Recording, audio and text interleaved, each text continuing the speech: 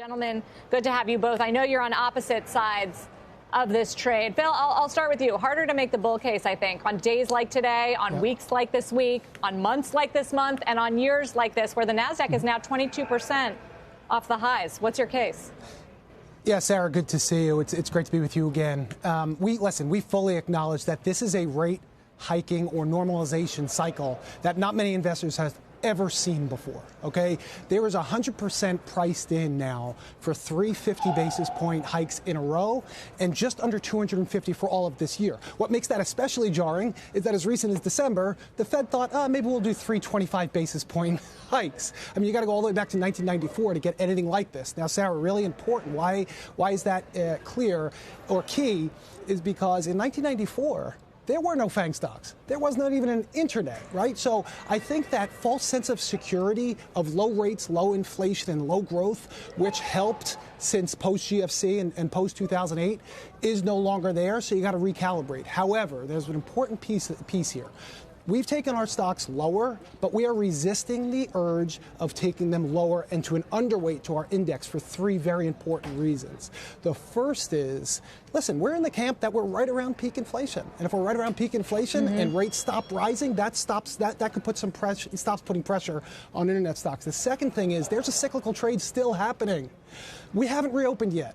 Delta prevented us from reopening last year. Omicron prevented us from reopening over the holiday season. Airlines, hotels, diners, all those things we could see some upside for. And then the third piece, and this is really important, listen, if you're buying into a balanced fund now, and that's near and dear to my heart as an asset allocator, if you're buying into a balanced fund, you're sitting at a 275 10-year note and average, 25-year average on PEs. So if things get better, you're buying the stock market at a good price. And if things capitulate from here, then you're getting the benefit of diversification from here, Sarah. So it's all in the price. It's the first time stocks and bonds have been down 10% at the same time post-GFC. So this is a really good entry point.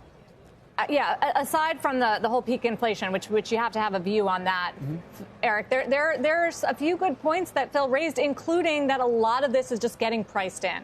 The extreme hawkishness of the Federal Reserve, the fact that valuations have come down to reflect that, and the fact that everyone's so negative. Why do you remain so? So I think within the rates market, I think the Fed's hawkishness has gotten priced in, but I don't think at all it's gotten priced into or not enough into the equity markets.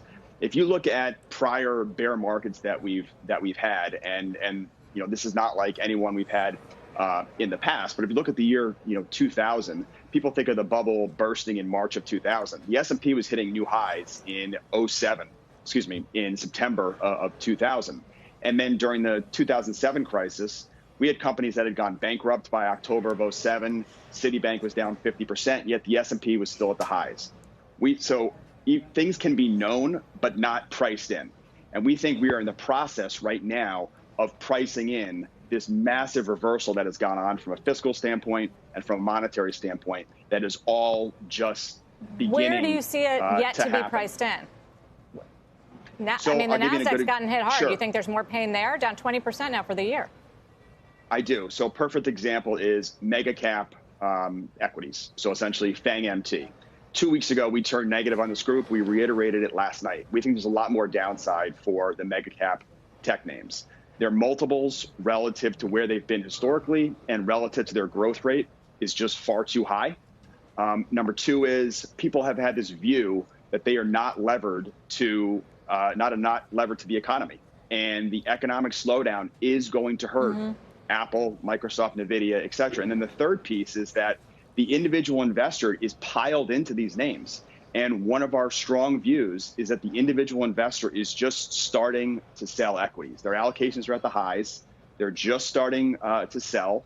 And that the mega cap names are really going to suffer based on that. They're still 23% of the S&P. We think that's going to come down and be a drag on the overall market.